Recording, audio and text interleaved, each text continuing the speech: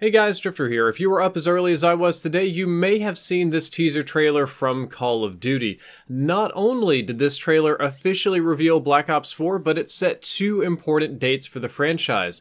Number one is that the community reveal event is on May 17th, which is a month before E3, and I'm gonna guess that this is the big multiplayer reveal. I'm gonna guess that this is where they sit down and do a live stream, show off the game, where they have pro players play, where YouTubers come in, where you properly get to see the game.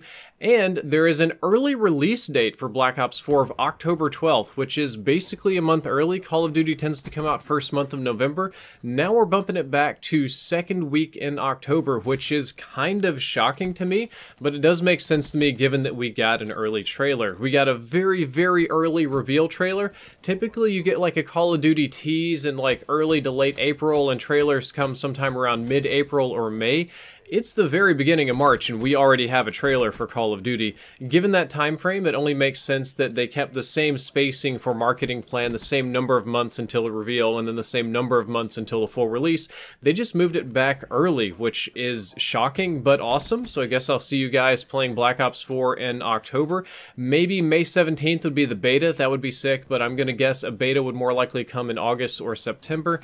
And I have no idea why the game is releasing earlier this year. I'm assuming World War II isn't doing well. I'm assuming something else is happening in November that's highly competitive and these guys want to beat them to the market.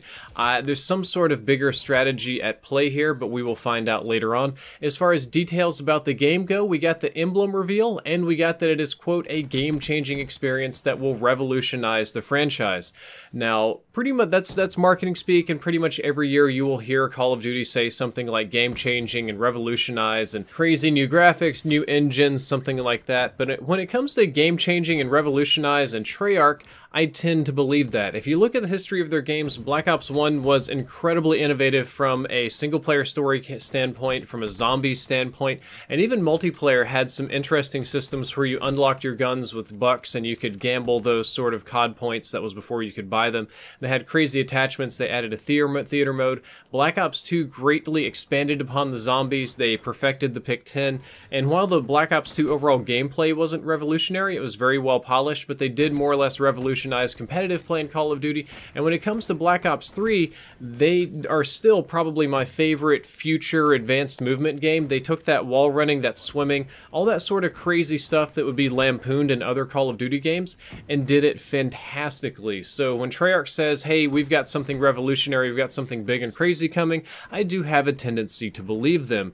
In related news, earlier today, the Call of Duty website now allows you to link your Battle.net account. Previously, you could link your Steam account, your PSN, your Xbox account, so that you could access your COD stats and manage stuff through the website.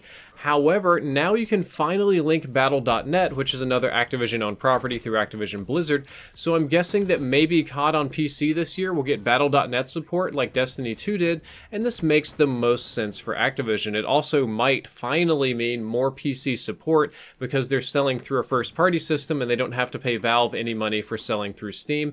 And Destiny got a much better PC port than it has, or pretty much any console game has in a long time, because they worked with Blizzard and because they went through Battle.net and because it was in-house. So it makes me optimistic about Black Ops 4 on PC. Black Ops 3 on PC wasn't bad by any means, but hopefully this just means more good things for the PC players who have been often neglected in this series. And we're going to back it up a little bit. 2 days ago, we had Hatgate. 2 days ago, we had an early reveal with Hatgate where James Harden was tweeted out by the NBA as he walked into the stadium wearing this very, very obviously Black Ops 4 hat. I was kind of skeptical at first, even though everybody else was on the train. I thought it was just a similar logo, some other fashion design that would be explained, but it never was. And funny enough, when the reveal came today, I was actually working on a video about the hat and the logo reveal, but I guess I've got something much cooler now. And looking back, I'm now confident that it was a planned early leak. He couldn't have got the hat randomly. He had to have gotten it from somewhere at Treyarch or inside Activision, and he very prominently wore this hat about a secret game while walking into the stadium and was tweeted out by the NBA. He even looks down just a little bit to make sure like the camera can get the logo because he's kind of a tall guy. As a tall guy, I know that feels, man. But it's probably just a little something they started to get the hype train going early and drum up a little bit of hype before today hit.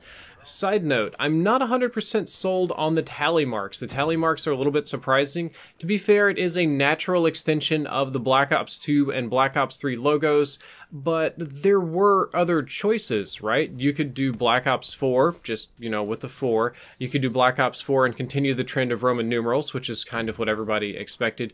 You could do Black Ops, blah 4 Ops, you know what I mean, with the 4 in the middle. But instead we went with the 4 tally marks, which definitely makes sense from a design standpoint if you want to build that shield and you want to keep your emblems tall and imposing, just like the monoliths in 2001: A Space Odyssey, which I kind of feel this is based on.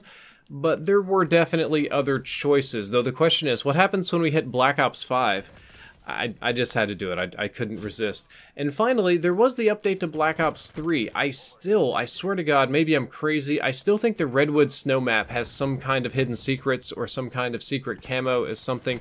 There's got to be some Easter eggs hidden. There's no way that the update was that big just to add one map. Or maybe I'm imagining things. Maybe I'm wrong, but that's what I would totally suspect. Guys, that is all for today's short video. I hope that you enjoyed it. I hope that you learned something useful. If you did, don't forget to like, favorite, and subscribe. And to wrap it up today, I'm going to go ahead and show you the full teaser trailer here, just in case you wanted to see it. Drifter out.